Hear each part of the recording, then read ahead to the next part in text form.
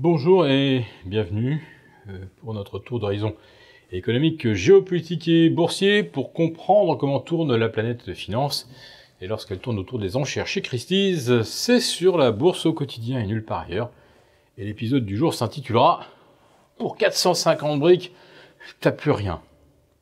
Je fais naturellement référence à cette enchère record, battue, pulvérisée, on peut même dire avec un bang supersonique hier, à Christie's New York, où une toile de Léonard de Vinci, alors c'est vrai ça ne court pas les rues, a été adjugée 450 millions de dollars.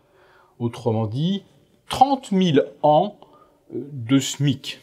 Alors le possesseur de la toile, c'est l'oligarque russe, propriétaire du club de foot de Monaco, Dmitri Ribolovlev. Il avait acheté la toile auprès d'un marchand d'art pour 127 millions de dollars, ce qui constituait la 4e toile la plus chère jamais vendue au monde, après un Picasso à 180 millions de dollars, un Modigliani à 170 millions, c'était en octobre ou en novembre 2015. Il y avait eu également un triptyque de Bacon vendu 142 millions de dollars en 2013.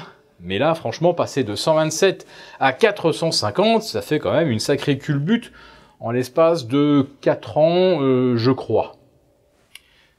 Il y a donc de l'argent à n'en plus pouvoir, car à 200 millions de dollars d'enchères, il y avait encore une dizaine d'acquéreurs potentiels qui se battaient.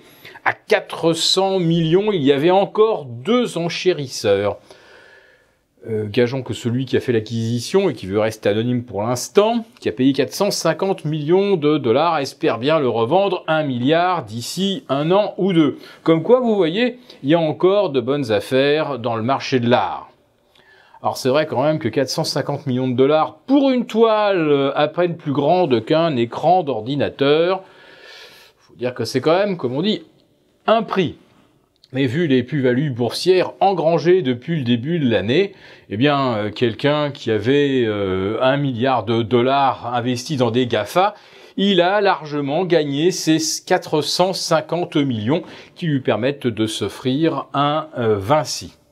Oui, parce que le Nasdaq, depuis le début de l'année, affiche encore plus de 25% de hausse, mais les GAFA, même après consolidation ces derniers jours, sont toujours à plus 45% en moyenne depuis le 1er janvier. Comme quoi, vous voyez, il suffit d'être milliardaire pour s'offrir un Léonard de Vinci, rien qu'avec les gains de l'année en cours. En ce qui concerne le CAC 40 et l'Eurostoxx, après 8 séances de repli consécutifs, et à la veille de la séance des 3 sorcières, il n'est pas étonnant d'assister à un rebond. C'est-à-dire, on aurait très bien pu aligner une 9e et une 10e séance de repli. De toute façon, il n'y avait pas plus de raison que ça baisse ou que ça remonte. Alors maintenant, on nous explique que ça remonte parce que ça avait trop baissé. Mais quand Tokyo progressait 24 fois consécutivement sur une série de 25, on nous a jamais dit que ça allait baisser parce que ça avait trop monté. Et regardez même le S&P 500, il en est à 10 mois de hausse consécutive. Est-ce qu'on nous dit pour autant que ça doit rebaisser ? Eh ben, ça ne rebaisse pas. Alors même s'il y a eu 3 journées de consolidation à Wall Street, on est quoi? Allez, au maximum à 1,5% des records absolus. C'est rattrapable ça en l'espace de 48 heures. Allez, un bon 0,5% ce soir et un plus 1 demain, et Wall Street bat de nouveaux records.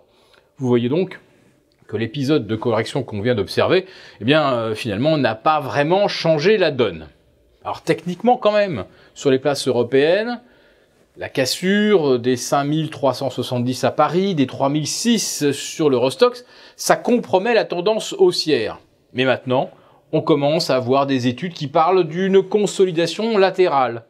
Parce que 5003 réellement au plus bas hier, ou 5267, graphiquement, on est absolument nulle part. Hein, ça ne correspond à aucun support identifiable.